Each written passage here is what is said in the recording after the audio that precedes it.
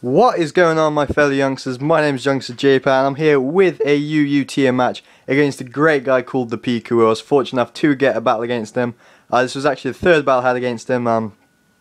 We had like disconnections and my DS froze on the first two.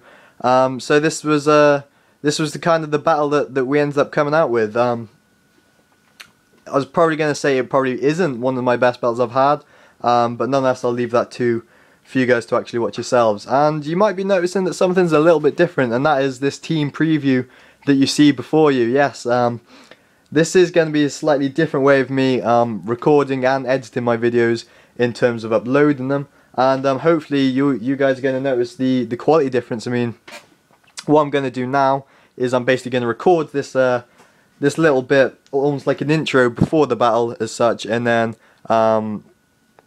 the recording for the actual battle will be something else as well. And hopefully that's going to make things a lot better. I mean, again, I'm hoping that you guys are all going to notice the quality difference in terms of what the actual battle is. I am using Desume now to upload this battle. That's the emulator. I was using No Cache GBA, so again, there should be a better quality there. And I've also been given quite a few pointers by some great YouTubers from the PokeUnion HD community, which I'm sure all the guys should be aware of. If you haven't, I have actually had an upload to that channel, which I'll leave in the description for you guys to go check out as well. So yeah, on to the actual battle now. You can see that there's two extremely solid teams. My team, which you've seen and should all love by now, and he has got an extremely solid team. That Roserade and Umbreon, both being the defensive cause of his team, as well as the Rhyperior, of course. They're going to be extremely difficult to take down, and then he does have the Duran and Chandelure. They're going to prove to be extremely difficult, but I'm thinking if I can take down this Chandelure fairly easily, fairly quickly, then I should be okay. I say okay, but I mean, I'm looking at this team, there are a lot of weaknesses to fire and fighting, so if I can take down that Chandelure, then I should be good to go. Right, I don't know how long this intro is, I'm sorry if it has gone on for a while, but yeah, let's go ahead and let the battle begin. So I'm actually going to decide to lead off with my Nidoqueen, who is the starter rocker of my team and also has that offensive prowess about him as well, with the Life Orb modest set, with the Earth Power, Fire Blast and Ice Beam, as he decides to lead off with his Cacturne. I know the Cacturne can't really do shit to me, even if he does go for the Seed Bomb, and he does, it is going to be a 3-hit KO on me, and I decided just straight away go for the Fire Blast. I am presuming he is going to be sashed, so I do not want him setting up some spikes and switching out and then being able to switch back in and keep his sash intact. So I bring him down to a sash, and I know that this guy's still going to set up spikes. I know the Seed Bomb is a 3-hit KO, so I take this opportunity to set my own Stealth Rocks, my own entry hazards, and then I am able to kill him off on the following turn even. Simply just with the Earth Power or the Ice Beam. I can't remember which one I do go for. It is the Earth Power. But he does manage to get up 2 laser spikes, which is going to prove to be extremely vital in this match, as the entry hazards really do take a toll on my team as I switch in and out. And now he does decide to bring in this little black fuck, and I do not like this little black fuck because it is such an absolute tank and it is so hard to take down. I mean, you think you've just about brought it down to a point where one more Earth Power can take it out, and then he just goes for the fucking Moonlight, and it's just like, dude, what's the point? And then, whilst you're like fucking causing earthquakes beneath him, he's just yawning at you and making you fall asleep. So yeah, there's not really much I can do there, and I do decide to leaving my Nidoqueen as Sleep Fire, because we do play that Sleep Cause. We are gentlemen of the Poke world, and that basically means that he will be unable to go for the yawn on the rest of my Pokemon throughout the rest of the battle, because my Nidoqueen will be asleep, and that's going to prove to be quite helpful for me, as I do not want him yawning in my face and then being able to nicely predict the switch out, as I don't basically want to fall asleep. So I wait until my Nidoqueen does fall asleep, and then this is what my plan was. I switch out into my Porygon Z, which is my best check, to the Umbreon, as I can 2-hit KO with the Choice Specs adaptability boosted Tri-Attack.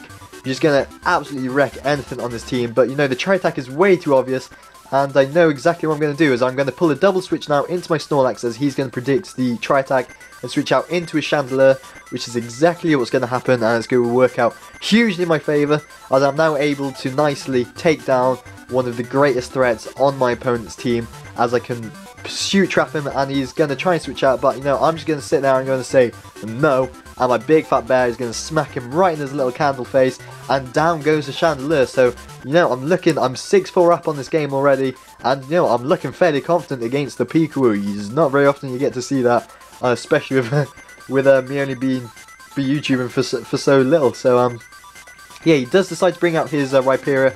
I guess he does realise that I am going to be choice banded. And, also, any physical hit that I try and throw at this Rhyperior, he is not going to take it. Well, he's going to take it extremely well. So, I do switch out into my Killer Queen, possibly just to try and sack him off. But he does take that and predicts very nicely, and is able to then set up his Stealth Rocks, which means that he now has 2 Laser Spikes and Stealth Rocks, and then simply Dragon Tails me out into my Pink Bear, which is the Slowbro, and is actually who I would have wanted to switch out into the Rhyperior anyway, as I do carry that Scald, which will definitely hurt him. And I really don't want to try and over-predict right here, so I do just go for the Scald as he brings out this black fucking fox again. And I do end up getting the burn as he switches in, which is actually going to hurt me more than it hurts him, as he does have that synchronized ability, meaning that he's going to pass the status infliction onto me as well, and he is then able to heal himself off with the heal bell. But again, I'm one to kind of predict, and I'm quite a risky player, so I'm going to take this opportunity, and I'm going to predict him to go for the heal bell, and I'm going to go and safely switch in my Porygon Z, and thankfully, again, that is going to work out in my favour, as he does go for the heal bell, and I know that the foul play would have killed me if he did go for that. So, I'm having to take these risky predictions, as he is such a great YouTuber, and I now know that with my Dr. Zeus in play, and I'm now able to wreak havoc on this team. So, with his Chandelier down, I can just try to attack anything I want, and you can see now as he brings out his Rhyperior, which is, I'm presuming, max HP, max defense, and you can see just by the fucking power Choice Specs Porygon Z has, is able to easily 2-hit KO this Rhyperior. It is resisted as well, but because I am adaptability boosted, it basically means that it's going to hit for ×1 damage against the Rhyperior, and that again is a huge defensive core that does kind of bounce out steam, has been taken down. But it's never fun in games against the ThePikaWu, as he brings out Kevin the fucking Durant, and he is able to then just kill me off with the Iron Head. And this Durant, I don't like him because he's hacked me all over the place. I know that crit doesn't matter at all, but yeah, I'll talk about that in a minute. So my plan is now to bring out my chest arrest, the Choice Banded Snorlax. I can smack that little Iron Bug in the face with his ×4 super effective Fire Punch, which would easily take out that threat from that, and it could basically be GG from there. But of course, he flinches me with the Iron Head, and I'm like, bro, why would you do that to me? And he's then able to take down my Snorlax, and that hurts basically. I was raging so much when that happened, and that was basically the turning point of the game, as in my opinion that's kind of where I lost it. But there's always hope at the there's always light at the end of the tunnel, and again, I'm really not wanting to over-predict here, so I do just go for the Heat Wave, and he's this fucking fox, man. I can't do anything to it, and my Snorlax was my one chance to try and take it down. I did speak to the ThePikaWu slightly after the game, and he said how that flinch didn't matter, because if I was able to take down his Durant, then his Umbreon would have just been able to foul play everything on my team.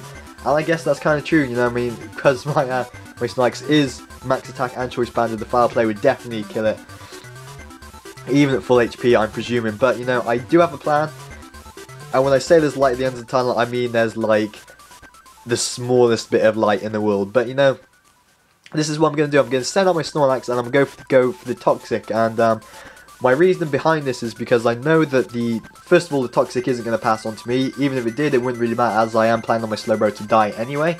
And I know that after he does eventually kill off my Slowbro, he would have taken a couple of turns of Toxic, and that Toxic damage will eventually start racking up on his black fucking fox. And like I said, he does take down my Slowbro with the foul play, and I'm now able to get a free switch into my Golurk, and I go out into my Golurk even though I know that the foul play is easily going to take me out after Stealth Rocks, but I know that he has to go for the foul play to try and take me out, and if he doesn't and does decide to go for the heal bell, then I can go for the substitute. If he doesn't, that means he has to take one more turn of toxic damage. As you know, this Umbreon has basically swept my team, and I'm now down to my last Pokemon, which is the God of Lightning, Thor himself. And I bring out Thor thinking that I can come and win the day, but can Thor save the day again? Oh, I'm just gonna have to keep watching, I guess. So I know now that after this last turn of toxic damage, if I can get one critical hit with the Heat Wave and then hit him again, I can win the game, but, you know, I fucking miss. And that's just bullshit, basically. 10% chance to miss the heat wave, and I fucking missed it. After he flinches me, crits me, I don't know. It's annoying, and you can tell, you know, that the heat wave would have easily killed after getting the crit, as I actually do get a crit on the following turn. So that miss definitely mattered, and of course his Roserade and Duran are both weak to fire, meaning that I could have potentially KO'd them both as well. So that is the end of the battle. That is GG Terry ThePikaWu, and yeah, so I lost 3-0.